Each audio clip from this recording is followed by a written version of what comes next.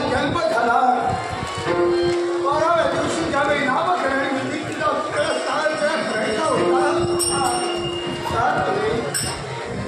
मानसी काही का होता म्हणते जय शब्द बाहेर पडले ते तुझं भाग्य त्यानं मला सतत फिरायचं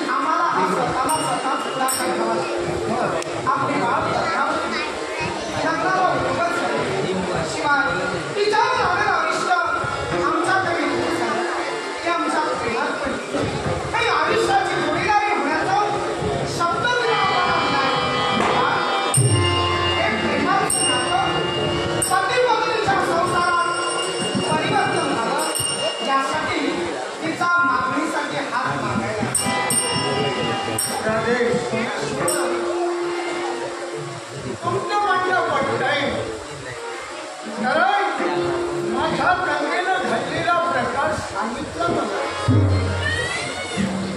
तिला तुम्हाला शब्द दिला हा खोटा नव्हे. पण इथे आल्यानंतर तिच्या मनात परिवर्तन झालं. लग्नाला विरोध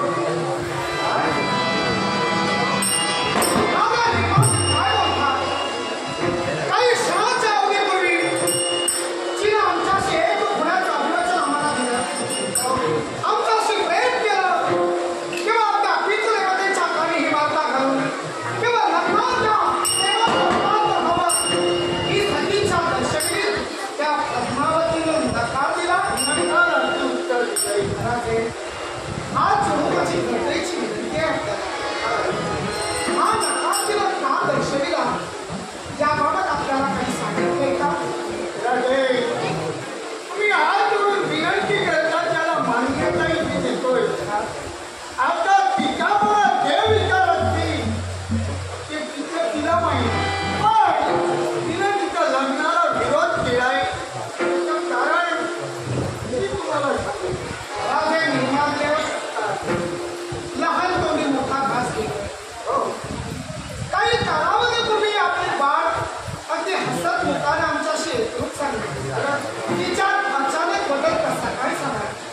आणि जर ती आमच्या प्रेमाला आणि लग्नाला आता नकार देत असेल ना तर मागची तुम्हाला सूचना आहे. तिला आपल्या समोर बोलवा.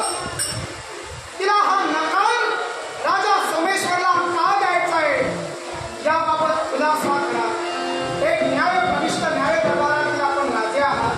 तेव्हा हा जर का न्याय झाला असेल तर सोमेश्वरच्या मनाला शांतता लागणार नाही. जन्म देणारा बाप न्यायाधीश आहे. हो, आता बापाजवळ त्या गंगेनं ही जबाबदारी सोपली. आता तिची इच्छा ती माझ्यासमोर तिनं सांगितली त्या तिला का बोलवायची. राजे बोलायला सांगतोय ना भाग्य नात्यानं सांगतोय तिची इच्छा नाही तिचं कार्य नाही. राजे निर्माण इच्छा होती आता नाही म्हणा. पण ती इच्छा आता का नाही हे जाणून मला तर घ्यावं लागेल. राजे एक लक्षात ठेवा, मी लंगडा दुळा पांगडा आंधळा पहिला नाही. मला जर का लग्न करायचं झालं तर 56 पोरी माझ्यासाठी लग्नाला उभ्या राहतील. पण राजा सोमेश्वराशी पद्मावतीचं प्रेम झालं ही वार्ता कर्णोपकरी शतकरी पसरली असेल का? आणि त्याच पद्मावतीनं राजा सोमेश्वरला नकार दिला हे जगात जर समजलं असेल ना तर माझ्या चारित्र्यावर माझा बोट ठेवला जाईल.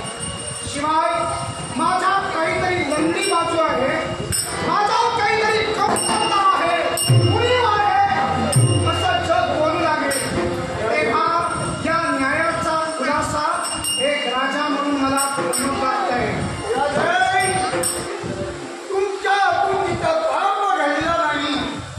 माझ्या बाळेचं रक्षण केलं. एक पुरुष म्हणून एक न्यायाधीश म्हणून तिचं संरक्षण केलं. ते पाप नव्हे. पण तुमचं माझं शब्दाला शब्द वाढण्यापेक्षा तुम्हाला एकच सांगेन तिनं लग्नाला विरोध का केला हा प्रश्न तुम्ही मला विचारू नये. आणि त्या प्रश्नाचं उत्तर मात्र मी तुम्हाला नाईलाज माझा होऊ लागलाय. कारण चारित्र्याचा प्रश्न माझा आहे. विरोधीचा प्रश्न माझ्या डोळ्यासमोर फेटाळत होऊ लागलाय. चार त्या पोरीनं नकार आता दर्शविला आहे. तेव्हा माझ्याशी कुठली मुलगी लग्न करताना 100 वेळा विचार करणार. तेव्हा आपल्या पोरीला या राजसभेत बोलवा. राजपासाने बोलवून या गोष्टीचा खुलासा करा म्हणतोय. जन्म देणारा बापाचा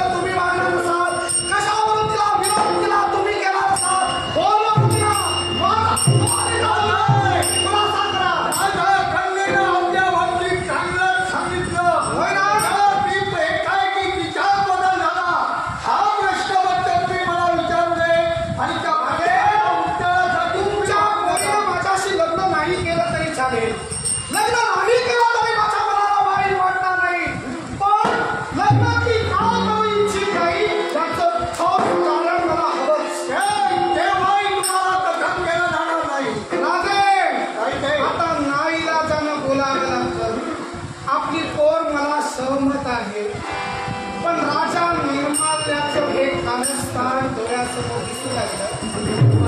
राजांनी तुमच्यापर्यंत पोहोचण्यापूर्वी आपल्या हिमालयावर पाऊल ठेवलं, तेव्हाच तुमचा बर्फाच्छादित प्रदेश राजा सोमेश्वरनं अग्निदीप्तीनं वितळवून टाकला. मी आलोच होतो खऱ्या अर्थानं हस्तिनापुरातून या निर्माल्य देशात ते पद्मावतीच्या प्राप्तीसाठी. पद्मावतीचं सौंदर्याचं वर्णन आम्ही ऐकलं होतं आणि म्हणूनच तुमच्या या निर्माल्य प्रदेशात प्रवेश केला. यायला अडथळा होत होता म्हणून बर्फ वितळवून टाकला. त्यानंतर आमच्या भाटाला आमच्यापर्यंत बोलवून घेतलं आणि भाटात कमी आपल्याला संदेश पोहोचता केला. राजा सोमेश्वर आपल्यापर्यंत येतोय ही वार्ता भाटाने तुम्हाला सांगितली नाही का हो? खरंय, सारं काही कथन केलंय. मग भाटाने जर आपल्याला ही वार्ता सांगितली तर तुम्ही तुमच्या राज्याच्या ठिकाणी ध्वजान उभारला, ज्या ध्वजेला संग्राम ध्वजा म्हटलं जातं.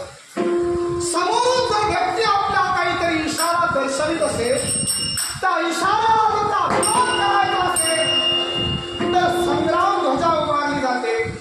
मग तुम्ही उभारलेल्या संग्राम ध्वजेचं उत्तर मी काय समजावं? राजे, वैरी म्हणून तुम्ही या ठिकाणी येत नव्हता. आज लग्नाची मागणी करण्यासाठी मग तुम्हाला समजावणीचा बोध करणं हे माझं आद्य कर्तव्य.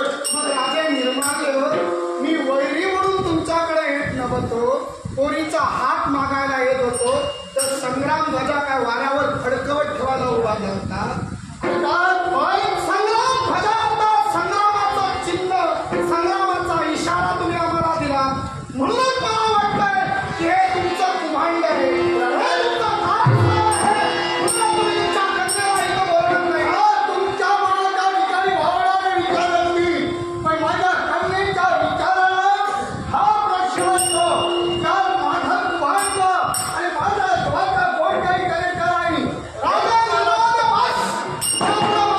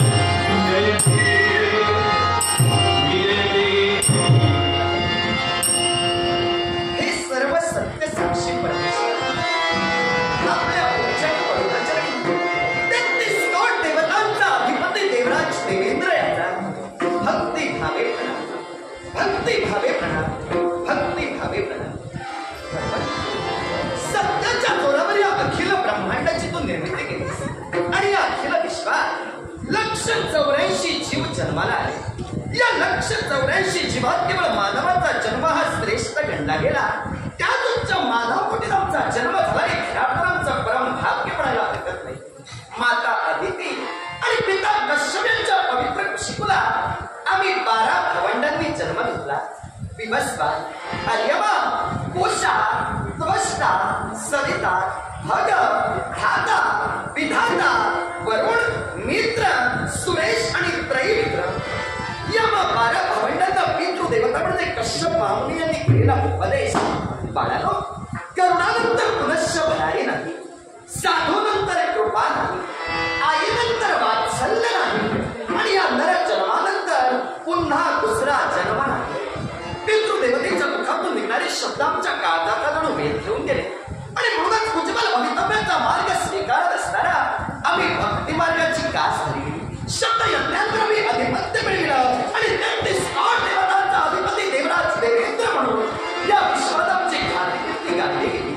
इंद्र म्हणजे कोण? ज्याला 1000 नयन आहे, ज्याला 2000 हस्त आहे। ऋग्वेदातील 19 सूक्तांपैकी केवळ 1/4 सूक्ताची महती गायली गेली तो हा देवराज देवेंद्र। ऋग्वेदात आमच्या नावानं केवळ ऋचा निर्मिली गेली। इंद्र श्रपती श्रेष्ठ वज्र हस्तो महाबला शब्दयज्ञ देवो तस्मै नित्यं नमो नमः। भगवान, ही किमया कोणाची असेल तर तुझी आणि तुझी, आणि म्हणूनच या सुखाच्या क्षणी तरी तुझा विसर मला न व्हावा ही माझी प्रामाणिक सद्भावना झाली। भगवान, मी परिपूर्णरित्या जाणतोय तुझी या सत्तेने वेदांचे बोलणे, सूर्यासी चालणे तुझी या बळे। मेघाने वर्षावे, पर्वती वैसावे, वायूने विचरावे सत्ते तुझे। तुझ्या इच्छेशिवाय या विश्वात वृक्षाचं पर्णही हालू शकत नाही अथवा धुळीचा कणही होऊ शकत नाही। तेव्हा तुझ्या नामस्मरण योगे जिथं दगडाची नाव सुद्धा पाण्यावरून तैलून गेली, रखरखत्या अग्नीच्या पठारावर शेत पिकू लागली। ते तुझं दैवी प्राबल्य, ते तुझे दैवी गुणगान हा तुझा सर्वसामान्य पामर का बनणार?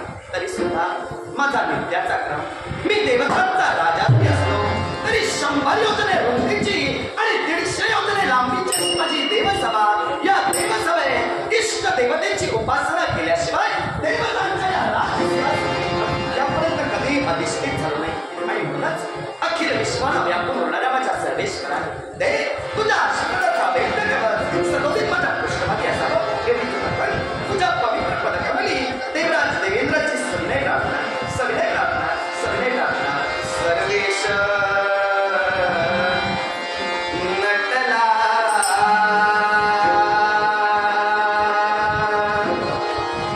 जगी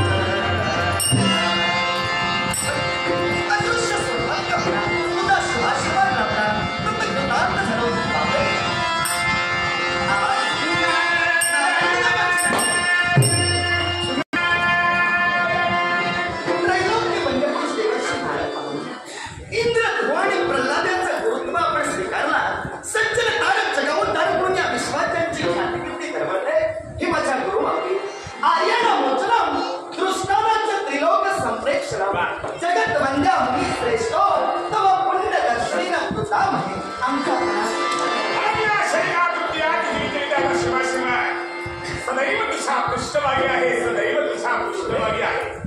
आपल्या सोजवळ वाणीतून आशीर्वादाचे शब्द ऐकले. हा तुमचा शिष्य खऱ्या कृतकृतार्थ झाला. तुम्ही का या देव सदैव आपलं सहर्ष स्वागत करू. तुला तुझ्या आसनावरती अधिष्ठित होतो. पण आश्चर्य वाटतं. अनाहूत उपस्थिती या देव दरबारी आमची आपली बाजली आणि मन आमचं अचंबित झालं. येण्यामागचं नेमकं कारण याला कारण एकच आहे. कश्यपादिती पुत्र सुनंदन इंद्रदेव शोभला, सहस्र नयने प्रदीप्त होऊन दैदिप्यमान झाला. अशी तुझी ख्याती कीर्ती समस्त जगभरात गावते. मग त्या ख्याती कीर्तीला जर का कोणी कच्चा काय होता काय देवराज काय रे कशी आपल्या संक्षिप्त बोलण्याचं गांभीर्य मी नाही समजू शकलो. आजपर्यंत देवराज देवेंद्रांची पुण्याई संपादन केलं. अगदी खरं. त्या विश्वाची ख्याती कीर्ती मिळली. त्या ख्याती कीर्तीला नाव लागण्याची वेळ आली आहे. नेमकं आपल्याला माझं काय करायचं? सरळ आणि सुस्पष्ट शब्दात तुला मी सूचित करतोय. ते म्हणजे काय तर तुझे गाव म्हणजे निर्माल्य नगरीचे राजकर्ते राजे निर्माल्य बरोबर की त्यांची कन्या म्हणजे पद्मावती. अरे पद्माप्रमाणे तिच्या देहाला सुगंध, तिच्या कांतीला सुगंध हे तर तुला ज्ञात आहे. म्हणून हस्तिनापूर राजकर्ता सोमेश्वर तिच्यावरती भाळला गेला. तिच्या त्या सौंदर्यावरती पाहून खरोखर भाळला गेला आणि तिची मागणी खाण्यासाठी गेला म्हणजे निर्माल्य नरेश यांच्याकडे गेला. शेवटी नकार त्याने दर्शविला. शब्द शब्द वाजला.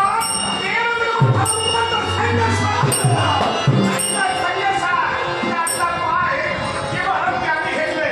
मग साहेब असं म्हणता घडलं असेल तर तुमच्या केवळ जामादाचं संरक्षण करण्याची दिव्य जबाबदारी तुमची नाही का? देवाची नारद महाराज, माझा जामादात संकटात आहे आणि म्हणूनच माझ्या जामादाची संकटापासून मी मुक्तता मिळाली. ही जिज्ञासा मनात ठेवून जर इथपर्यंत तुम्ही आलात तर जगाची शपथ घेऊन बघा. देवर्षी असा स्वर्ग साम्राज्याचा त्याग करून मृत्यूलोकी जाईल. माझ्या जामादाला सहकार्य करेल. तो वाद थांबण्याचा प्रयत्न करेल आणि अशी सुंदरी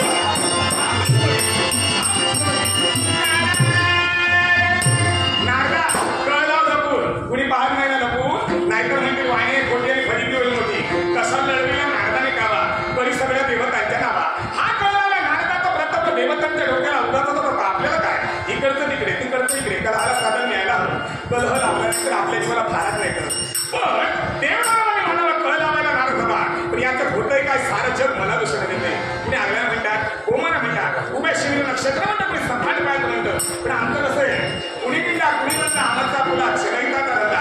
हे सज्ज जाणू हे कुंजन एकत्र सज्ज कुंजन भक्त मार्गदारी तो सकल जना सज्ज कुंजन भक्त मार्गदारी तो सकल जना सदा भगतो नारायणा सदा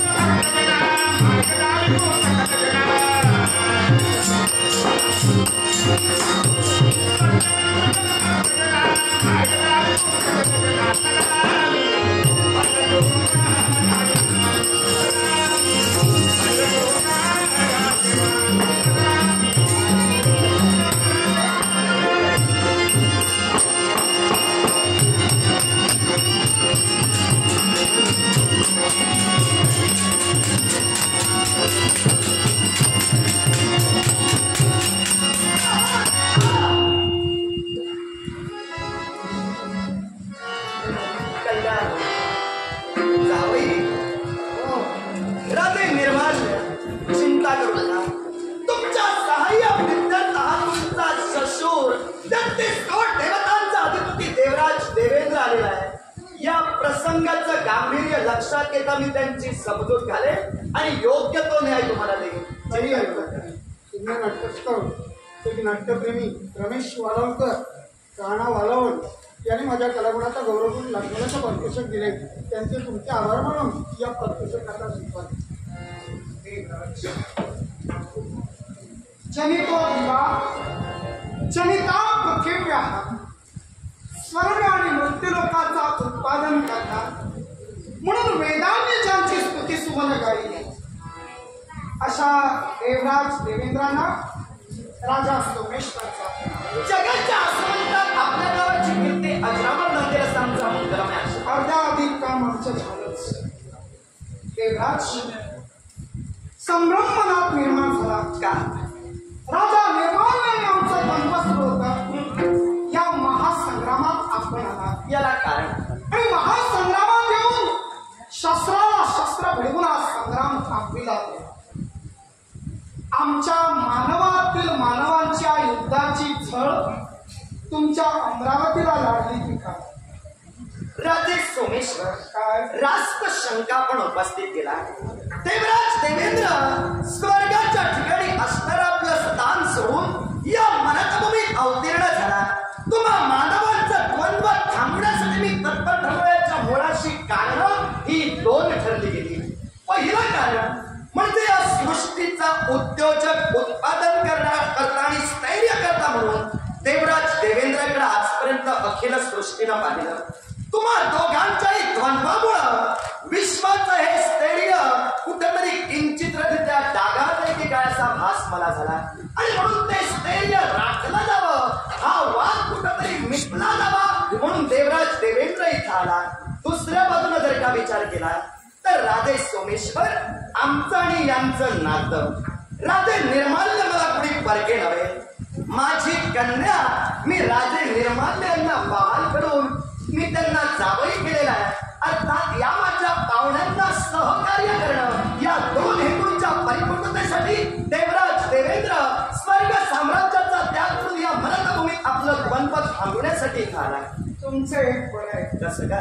आधी पेटवायचं आणि नंतर मिटवायचं. कारण तुम्ही तुमची ओळख महत्वपूर्ण गोष्टीनं केला की राजा निर्माल्य हे आपले जामात आहे, आम्ही त्यांचे श्वशूर आहेत याची पूर्ण कल्पना जाणीव आम्हाला आहे. कारण राजा निर्माल्याने तुमच्या देवलोकावर आक्रमण केलं होतं. तुमचा संघर्ष बऱ्याच प्रकारे पेटला होता आणि संघर्षात काही राजे निर्माल्य तुम्हाला आटोपत नव्हते. निर्माल्यांच्या पराक्रमासमोर तुमचे पराक्रम शिथिल होऊ लागले म्हणून आपली मुलगी त्यांना दिला. तिचं त्यांच्याशी लग्न केला आणि वातावरण कुठंतरी शांत केला. त्यामुळं अशा प्रकारे वातावरण जर का मिटवायचं असलं तर त्याचा उद्रेक होईपर्यंत का वाढवा? याला कारण आहे. कारण मी का म्हणालो, कारण राजा निर्माल्यांचं आणि माझं युद्ध आताच काही काळ सुरू नाही. अनेक दिवस माघारी पडले.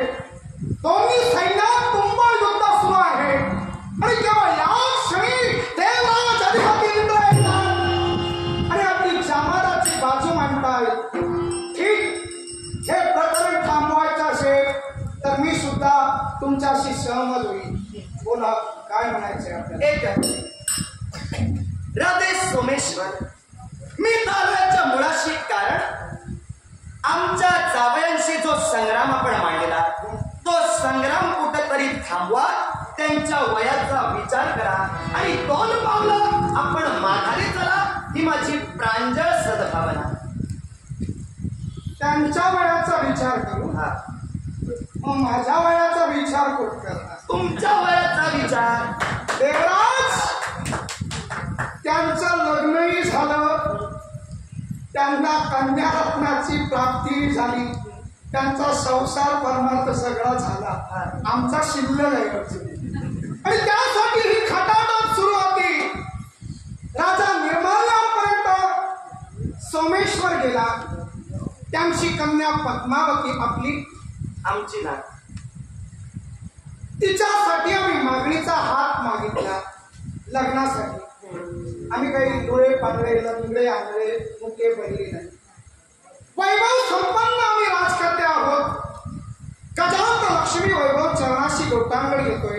शिवाय आम्ही व्यसनी नाही, सद्गुणी आहोत. आमचा गाजावाजा संपूर्ण त्रिखंडात आपण ऐकला असेल. तेव्हा माझ्यात काही कमतरता तर नाही असं मी सांगेन. आता मी सांगेन ते सगळं माझ्या मनानं सांगला, जगानं तसं म्हणायला हवं. जग म्हणतंय आपल्यापर्यंत ऐकायला गेलंही असेल. मग तेव्हा मागणीसाठी आम्ही राजा निर्माल्याकडं पद्मावतीचा हात मागितला. त्या अगोदर एक घटना घडली होती. देव दर्शनासाठी पद्मावती गेली असताना अरिष्ट आलं. अरिष्ट आम्ही दूध झुगारून लाविला.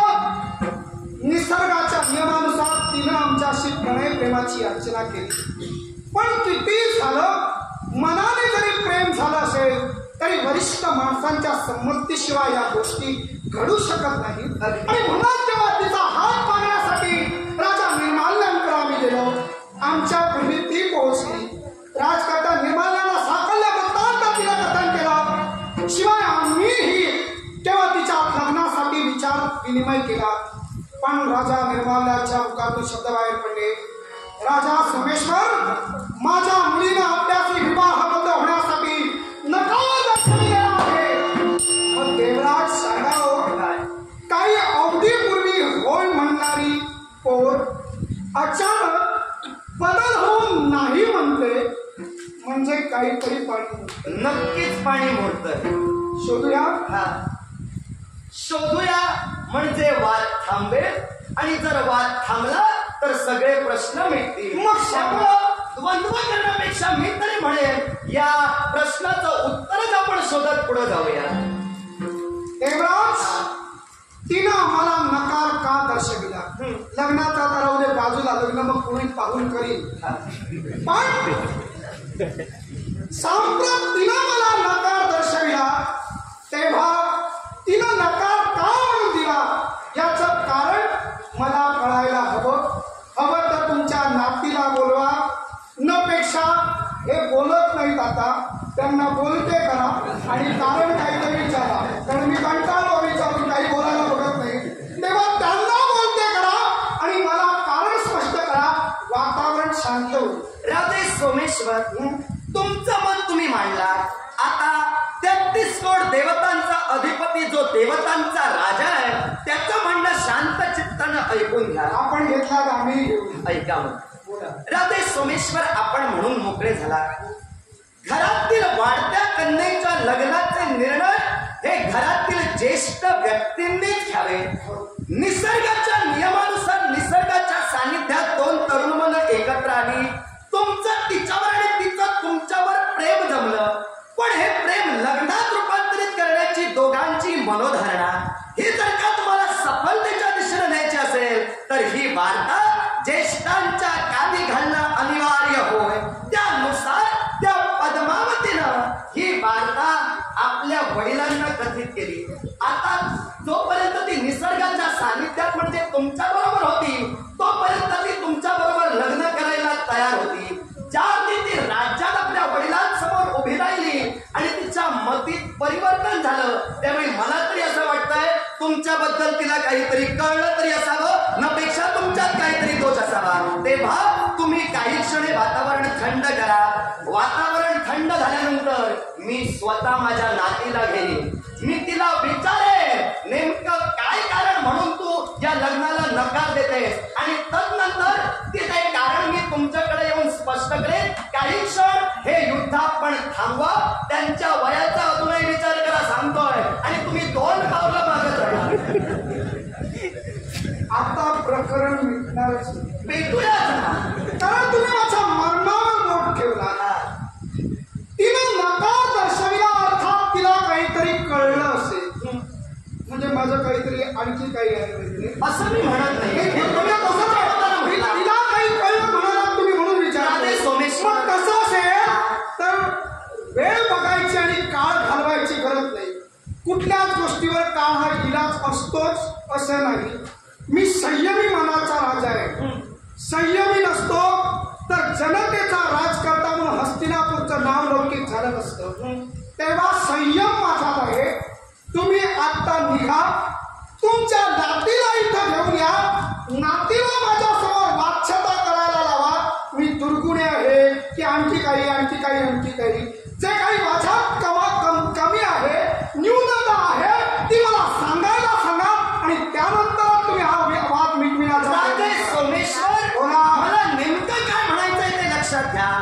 जिथं निसर्गाच्या सानिध्यात आपलं प्रणय पुष्प तिनं तुमच्या चरणावर अर्पण केलं, तेव्हा तर ती तुमच्या मनाशी एकरूप होती. निश्चित अडीच अक्षराचा अर्थ मी तुम्हाला काय सांगू. प्रेमाचे या विश्वात अनेक प्रकार आहेत. दोन जीवांचं जिथं गोड मिलन होतं तिथं प्रेम या शब्दाची खऱ्यार्थानं उत्पत्ती होते. पण प्रेम हे लग्नाच्या वेळी रूपांतरित केलं जातं ना, त्यावेळी त्या प्रेमाचे सुद्धा भाग पाडले जातात. प्रेम हे काही क्षणापुरतं आकर्षण सुद्धा असू शकतं. प्रेम हे काही क्षणापुरतं आपला वापर करण्यासाठी सुद्धा असू शकतं, किंवा प्रेम आयुष्यभराची साथही ठरू शकतं. आता तिनं जे तुमच्यावर प्रेम केलं ते आयुष्यभराची साथ करेल असं मला तरी वाटत नाही. ज्या ती राज्यात गेली आणि आपल्या वडिलांसमवेत तिनं तुमच्याशी लग्न करण्यासाठी नकार दर्शविला, त्याच्या मुळाशी जे कारण आहे ते कारण शोधण्याची ही वेळ तरी मला वाटत नाही. काही क्षण तुम्ही थांबा, मी कारण शोधेन आणि तदनंतर तुम्हाला सांगेन. तुम्ही बऱ्या बोलानं हे प्रकरण इथं थांबवा आणि चला. देवनाशीपूर्वक सांगतो. प्रेमाच्या गोष्टीतील प्रकार समजाविताना शेवट म्हटलात, पण त्याच्या अगोदर एक म्हटलात काय कधी प्रेम वापर करण्यासाठी केलं जातं. तसा वापर तर नाही ना राजा सोमेश्वराचा चालू आहे. मी कुठं म्हणतोय तुम्ही प्रेमाची व्याप्ती चुकीची सांगतात की बरोबर सांगतात आता मी सांगणारा कोण, कारण तुम्ही देवलोकीचे देवराज आहात. तेव्हा प्रेमाची व्याप्ती करताना तुम्ही आता वापर केला असेल तसं सुद्धा म्हटलात. वापर केला जातो असे शब्दप्रयोग आत्ता तुम्ही म्हणून गेला. मी व्यवस्थित कान ठेवून ऐकत होतो. आम्ही तुम्ही ऐकाच, तेव्हा तुम्ही व्यवस्थित बोलला म्हणून मी ऐकलो, नाहीतर बोलणं कळत सुद्धा नाही. बोला तुमचं, पण ते सुद्धा ऐकलं जातं. तेव्हा तुम्ही नेमका जर का हा गर्भितार्थ मला जर आता या क्षणी सांगितला तर हा वादाचा प्रश्न उद्भवणार नाही. कारण तुम्ही आणखी 4-5 वर्षांनी याल, आणखी काही कालावधीनं याल, तोपर्यंत मी लग्नाच्या अडकून नाही. कारण तुम्ही आत्ता बोललात राजकर्त्यांचं सैन्य सुद्धा आहे, माझं सैन्य आहे, सर्वांवर विश्वास ठेवता येणार नाही. कुणीतरी कुठंतरी कर्मोपकरणी शतकर्णी करणार. देवराज देवेंद्र म्हणाले की कदाचित पद्मावतीला काही यांच्या बाबतीत अडथळा आहे, कळलं असेल. नेमकं कशात काही कमी आहे माझं मला कळू दे. तर आता जर जगात संपूर्ण पोवाडा झाला तर प्रत्येकाच्या मनात माझ्याबाबत वाईट प्रतिकृती निर्माण होणार. मग ते लग्न करण्यासाठी पुढे येणाऱ्या सुद्धा 2 पावलं मागे जाणार. तेव्हा निवाळा हा या क्षणी या ठिकाणी व्हायला युक्तिवादच योग्य ठरेल. कसा तो तुम्हाला पटवून देतो. सांगा. आता तिच्या मनात काय आहे, स्त्रीच्या मनात काय आहे, परमेश्वर सुद्धा ओळखू शकत नाही. आता तिच्या मनात तुमच्याबद्दल काय आहे हे जाणून घेण्याची ही वेळ तरी नव्हे. जर काही क्षण तुम्ही शांत राहिला, तुम्ही बोलून मोकळे झालात, तर आम्ही 4 वर्षांनी किंवा आणखी किती वर्षांनी किती काळानं तुम्हाला उत्तर देऊ हे सांगता येणार नाही. काळ जाणंच उचित ठरेल. त्याच्या मुळाशी कारण काय माहितीये का, तिच्या मनात जर तुमच्याबद्दल काहीतरी वाईट असलं तर होईल ते सुद्धा होणार नाही. देवराज मग तेच म्हणतोय, तिच्या मनातील वाईट तिनं बोलल्याशिवाय कळणार नाही. त्यामुळे ती बोलणार कुणाबरोबर असं तुम्ही आता ठाम सांगता की काय. आणि ती जे बोलते ते जर जगाला कळलं, म्हणून 4 वर्षाचे लग्न करून मोकळे व्हायला तिथं म्हणूनच तिला बोलवा. माझ्यातील उडेपणा कळू दे, नाहीतर या जगात माझी निंदा नसतो आणि कसा म्हणून देवराज तुम्ही सांगतात पापाचं कारस्थान नसेल. कारण जी बोल काही क्षणात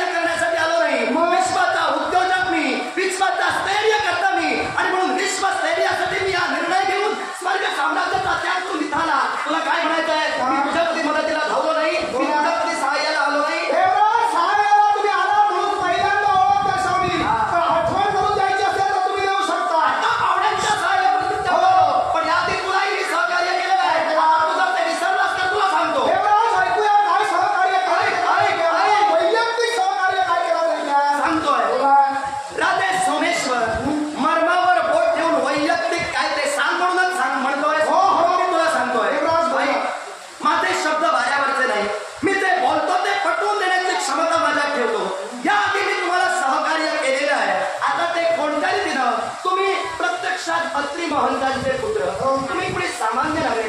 या अत्री महंतांनी 1 कोटी वर्ष तपसाधना केली. तपसाधना केल्यानंतर ते ज्यावेळी तप आटपून येत होते त्यावेळी सूर्यास्त झाला होता. हा सूर्यास्त ज्यावेळी अत्री महंतांच्या नेत्रासमोर वाढलेला चौबाजूनं काळोख होता आणि या काळोखात नवांगणात एक मनोरम अशी चंद्रिका त्यांना दिसली. या चंद्रिकेकडे ज्यावेळी अत्री महंतांनी पाहिलं त्यावेळी त्यांच्या मनात कामेच्छा निर्माण झाली. ही कामेच्छा निर्माण होता क्षणी त्यांचं रेत स्खलन झालं आणि त्यातूनच तुमचा जन्म झाला. तुमची भगिनी उपाला, या उपालेला त्वचारोग झाला होता. तेव्हा तुमची कन्या तुमची भगिनी उपाला आणि तुमची पितृदेवता म्हणजे अत्री महंतांच्या डोक्यावर एकही केस नव्हता. तेव्हा या देवराज देवेंद्राची आराधना त्यांनी केली. देवराज देवेंद्र तिथं अवतीर्ण झाला. त्या उपालेनं मला सोमरस भाषण करण्यासाठी दिला म्हणून सोमपा म्हणून या विश्वात मला ओळखलं जाऊ लागलं. त्याच वेळी या देवराज देवेंद्रानं आपल्या पुण्यायोगे तिचा त्वचारोगही मला केला आणि अत्री महंतांच्या डोक्यावर एकही केस नव्हता. ती त्यांची केशकळाही त्यांना मिळवून दिली. मग तुझ्या वडिलांना तुझ्या भगिनीला मी सहकार्य केलं. आता पाहुण्यांना सहकार्य केलं तर काय बिघडलं?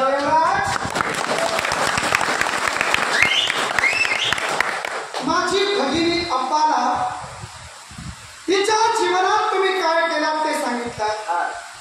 नेमकं तुम्ही कुठल्या भूमिकेनं तिथं हे कार्य पार पाडलात? विश्वाचे मृत्यू लोकाचे उद्योजक करता म्हणूनच कार्य पार पाडला हो की नाही? या विश्वाच्या पाठीवर ज्यानं देवतेची भक्ती केली त्या भक्तीचं श्रेय जे उचित आहे ते त्याला प्रदान करून देणं हा देवतांचा धर्म आहे. मी धर्म या शब्दाची भूमिका बजावली आणि त्यांच्यावर आलेला अरिष्ट देवराज इंद्र माझ्या भगिनीला आपली प्रार्थना केली होती. खरं तर प्रार्थना केलीच नव्हती. तुम्हाला सगळ्यात आवड सोमरसाची, त्यामुळे ती नदीवर मुद्दाम म्हणून गेली आणि सोमरसाची उघडून घेतला. त्याचा आवाज तुमच्या कानात पोहोचला. तुम्ही सोमरसाला लंपट म्हणून तुम्ही धावून आला. अगदी आता सोमरसाला लंपट असणारा इंद्र तिथं धावून गेला आणि तिला असणारा त्वचारोग दूर केला. बरोबर बरोबर. पण माझ्या पितृदेवतेंनी म्हणजे अत्री मुनींनी काही तुम्हाला सोमरसही दिला नाही आणि अत्री ऋषींनी विनंती केली नाही की माझ्या मस्तकावर केश एकही नाही तेव्हा मला केशकला आणून द्या म्हणून. मग तुम्ही त्यांच्या मस्तकावर तुमच्या दैविकत्वानं केश उत्पन्न केला. बघ किती मोठ्या मनाचा आहे मी. तेव्हा तुमचं मन मला आणखी पाहायचं आहे हो. जगात अनेकांच्या डोक्यावर केस नाही, तुम्ही आणखी कुणाकुणाचा उगव मारो. सोमरस द्यायला शास्त्रात सोमरस दिला की तुम्ही प्रत्येकाला केशकला देणार. दिल्याशिवाय तुम्ही काही म्हणजे भक्ती केल्याशिवाय त्या भक्तीचं फळ देवता देणार नाही. मग माझी भगिनी अंबाला तिचा त्वचारोग दूर करताना तुमच्या रथाच्या चाकाच्या आरीला तिला घासला. तिची त्वचा खऱ्या अर्थानं घर्षण केला आणि त्यातून तिघांची उत्पत्ती केला. तो कर्कोचा एक शल्क अशा 3 गोष्टी निर्माण केल्या. त्या 3 गोष्टी निर्माण करून स्वार्थ तुमचा होता की माझ्या बहिणीची त्वचा सुदृढ करून परमार्थ गाठायचा होता? पण तुझ्या भगिनीला नवनिर्मितीचा सिद्धांत माझ्या बहिणीच्या त्वचेनं तुम्हाला जगाला द्यायचा होता म्हणून तुम्ही केला. तुम्ही सोमरसाचे खऱ्या अर्थानं अधीन आहात म्हणून तुम्ही केला. माझ्यावर उपकार केला नाही. राजा तसं जर केला असता तर खऱ्या अर्थानं मी तुमचे आभार मानले होते. सोमऋषी आज कैक वर्ष राज्य प्रस्थापित करून राहिला. वास्तविक माझ्या बाबत स्वाभिमान तुम्हाला हवा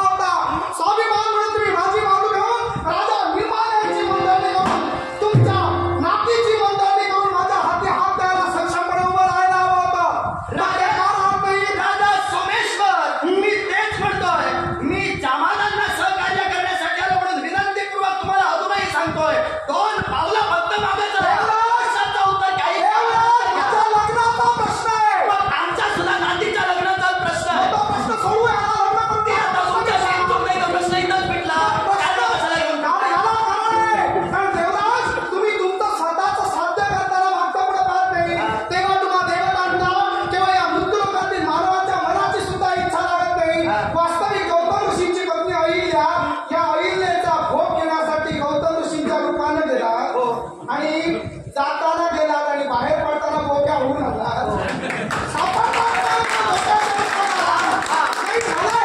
मला एकच सांगा,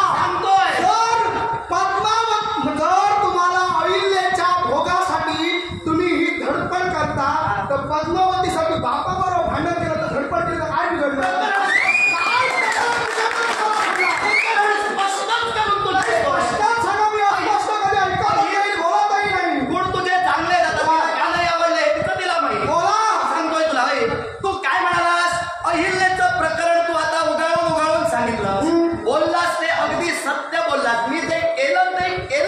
पण माझ्या एका लहानशा प्रश्नाचं उत्तर सगळ्यांना माहिती आहे. आता बोलू नका.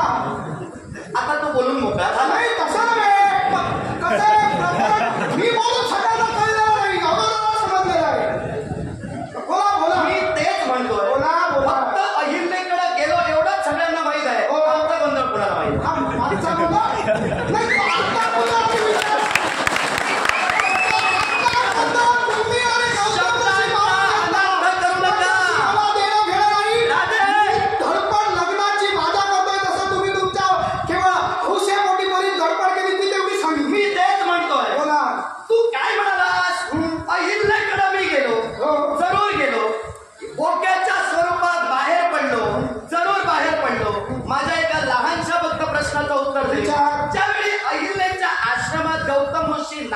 हे ज्यावेळी मी पाहिलं आणि आत प्रवेश करता झालो त्यावेळी द्वारावर एक मी कोंबडा ठेवला होता. तुला माहित आहे तो कोण होता? उंदराला मांजराची साक्ष. कोण होता बरं?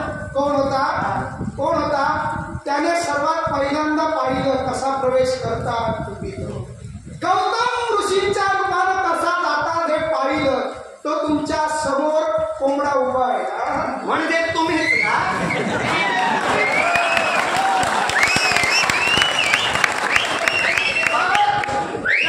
सोमेश्वर, मी अहिल्या उपभोगली. अहिल्याच्या आश्रमात मी प्रवेश ज्यावेळी केला त्यावेळी तुला कोंबडा म्हणून मी बाहेर ठेवला. मग त्यावेळी तुला कळलं नाही. मी आज जाऊन मी काय म्हणालो मागचा गोंधळ कुणालाच कळला नाही. जो मला सहकार्य करतोय तोच मला आता विचारतोय अहिल्याकडे गेला, हे केला, ते केला. ठीक, तुझ्या मताने तू बोलून मोकळा हो. पण मी अहिल्या उपभोगली ती का? ही देवतांची दैवी लीला होती. या विश्वात देवतांचे दैविक विचार हे सर्वसामान्यांच्या ध्यानी कधी येणार नाही. देवतांच्या दैविक लीला या देवतांनाच ठाऊक आहे. ज्या गौतम महामुनींची पत्नी अहिल्या, ही अहिल्या ज्यावेळी मी उपभोगली मला शाप मिळाला. मी भगेंद्र झालो. पण हे शापच माझ्यासाठी वरदान ठरले गेले. सहस्त्र जी भग पडली त्या सहस्त्र भगांचे सहस्त्र नयन झाले. या सहस्त्र नयनांनी मी अखिल विश्व एकाच वेळी पाहतोय. तुझ्याकडे काय आहे? बोला. माझ्याकडे काय आहे ते सांगतो. आधी पहिला तुमचं पूर्ण झालं. माझं पूर्ण झालं, बोलू शकतो. कोंबडा होऊन मी तुमच्या सोबत राहिलो म्हणजे पूर्ण साक्षीदार तुमच्या प्रकरणाचा मी तूच. मग तू बोलणं योग्य कसं? आता मला सांगा, गौतम ऋषींची अहिल्या तिच्या लग्नाचा विचार ठरला गेला. बरोबर. मग लग्नाचा विचार जेव्हा ठरला गेला तेव्हा एक पण ठेवला गेला. तो आपल्याला ज्ञात असेल कारण त्या पणासाठी खूप धडपड तुम्ही केली. आमचीच होती. फुकट गेली धडपड. असू दे ना. असू दे ना. नाही जाऊ दे. कसं आहे, मी वाईट वाटून घेणार नाही. तू वाईट वाटून घेत असते. मरणावर बोट ठेवलं की वरी लागतं. तेच तुला अशी वेळ विसरली तो तुमचा राग तिच्यावर होता, तिच्या सौंदर्यावर. गौतम ऋषी हे अहिल्याचे कोण? गौतम ऋषी हे अहिल्याचे पती. मी तर बापाई म्हणे. कारण ब्रह्मदेवांची कन्या लहानाची मोठी अहिल्याला गौतम ऋषींनीच केली. मग गौतम ऋषी तिला भोग देण्यासाठी गेले नव्हते, पण त्या रूपात तुम्ही गेला आणि एका पित्यानं आपल्या पत्नीला दिलेला गर्भभोग असा मी धादांत आरोप केलाही असता. पण त्या रूपात तुम्ही होता आणि तुम्ही ते प्रकरण घडविलं म्हणून गौतम महंत नामानिराळे राहिले. आणि राहता राहिली गोष्ट दुसरी, मी कोंबडा तुमच्यासाठी ओरडलो म्हणजे साक्षीदार मी होतो. तुम्हाला लवकरात लवकर तुमचं काम आटपून बरोबर ना? बाहेर पडण्यासाठी ओरडल्याशिवाय हरवल्याशिवाय तुम्हाला समजणार नव्हतं की गौतम महंत येत आहेत. तुम्ही आता सुरक्षितपणे बाहेर पडा. अगदी तेव्हा तुम्ही सुरक्षित बाहेर पडला. मग एवढ्या सगळ्या तुमच्या प्रकरणाला जर या सोमेश्वरानं हातभार लावला, एवढी मदत केली, तर एका शुल्लक नातीच्या लग्नासाठी तुम्ही का आटोपटा? म्हणजे केलेले उपकार तुम्ही विसरता. तुम्ही केलेले उपकार विसरता. तुमच्यासाठी मी कोंबडा होतो, अहिल्यासाठी तुम्ही मोठे होतात. मग हे सगळं प्रकरण आमच्यासाठी झालं ना. मग म्हणून सांगतोय, तुमच्या नातीचा सरळ सरळ हात द्यायला सांगा. हे लक्षात ठेवा, तुम्ही प्रकरण करता, तुमच्यासोबत आम्ही आहोत. म्हणजे आम्ही तसे, तुम्ही तसे. अगदी. पण मी काही फरक नाही तुमच्या अंगात, काही फरक नाही. पण मी तेवढा तुमच्या एवढा खाली घसरलेलो अजून पण नाही. त्यामुळं तो पाय सरकता कामाने, पाय वळता कामाने, घसरता कामाने. म्हणून यांचा कन्याचा हाती हात द्या आणि आमच्या जीवनात सुधारणा करायला हवी. म्हणूनच तुम्हाला सांगतोय, बोला. तुमचा पाय घसरू नये म्हणून अजूनही साने व्हा. प्रकरण इथंच मिटू दे. पुढं जाऊ नका. तिनं कारण जर स्पष्ट केलं आणि ते जर जगाला समजलं, तुमचा विवाह पुढे होईल असं मला हे लक्षात ठेवा,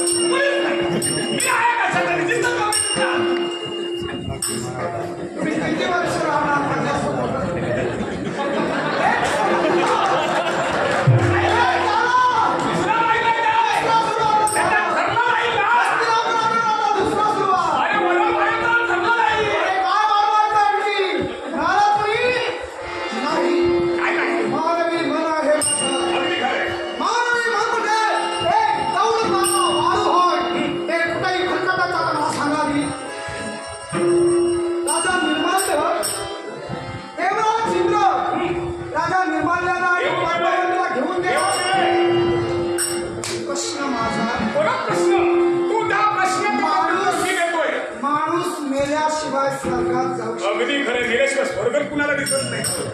मग राजा निर्माल्य स्वर्गात कसे काय? चांगला प्रश्न आहे. एका वाक्यात उत्तर नको. मी सांगतो ना. एका वाक्यात उत्तर नको. स्पष्टीकरण सांगा. हे राजा निर्माल्य म्हणजे अरे आपल्या शास्त्राच्या पुण्याच्या योगे करू राजा निर्माल्य पद्मावतीला घेऊन स्वर्ग साम्राज्यात गेले. हो येतो आता.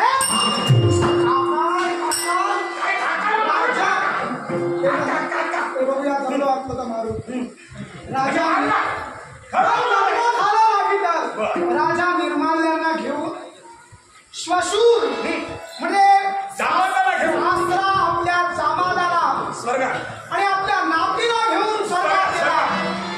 म्हणजे कशामुळे हे शक्य झालं?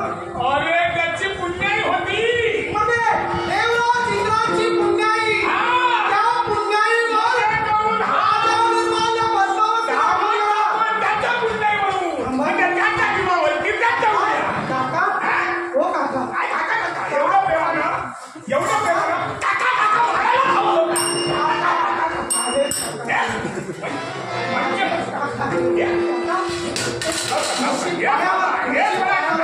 एकाच्या पुण्याईनं दुसऱ्याला स्वर्गात जाता येतं. एकाचा पुण्य